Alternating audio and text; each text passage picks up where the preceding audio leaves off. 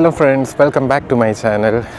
ഇന്നിപ്പം UK നല്ലൊരു കിട്ടിലൊരു ക്ലൈമറ്റാണ്. ഏകദേശം 18 ഡിഗ്രി ഉണ്ട്. അത്യാവശ്യം നല്ല സൂര്യപ്രകാശമുണ്ട്, നല്ല വെയിലൊക്കെ ഉണ്ട്, വൈറ്റമിൻ ഡി ഒക്കെ കിട്ടും. സോ ഞാൻ ഈ ഒരു വ്ളോഗ് ഇടുന്നതിൻ്റെ റീസൺ ഈ ഒരു ജ്യൂസാണ്. ഇത് ഇന്നസെൻ്റ് എന്ന് പറയുന്ന ബ്രാൻഡിൻ്റെ ഒരു ജ്യൂസാണ്.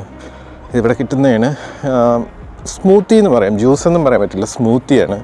Strawberries, banana, apples.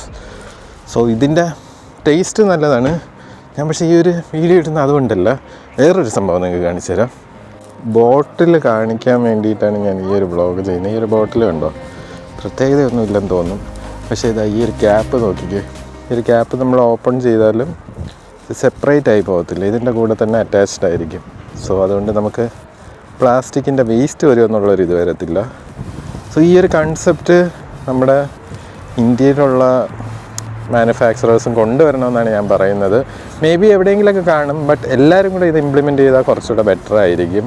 കുറേ പ്ലാസ്റ്റിക് വേസ്റ്റുകൾ അവോയ്ഡ് ചെയ്യാൻ പറ്റും. സോ ഇതിവിടെ യൂറോപ്യൻ UK കൺട്രീസിലെല്ലാം ഇതൊരു മസ്റ്റായിട്ടുള്ളൊരു സംഭവമാണ്. ബോട്ടിൽസ് എല്ലാം ഇങ്ങനെ വരാൻ പാടുള്ളൂ എന്നൊരു നിയമം ഇവിടെ ഉണ്ട്. സോ ഈ ഒരു ബോട്ടിൽ കാണിക്കാൻ വേണ്ടി, ഈ ഒരു കൺസെപ്റ്റ് കാണിക്കാൻ വേണ്ടിയാണ് മെയിൻലി ഈ ഒരു വീഡിയോ ചെയ്തത്. സോ അടുത്തൊരു വ്ളോഗ് ആയിട്ട് കാണാം. See you, by.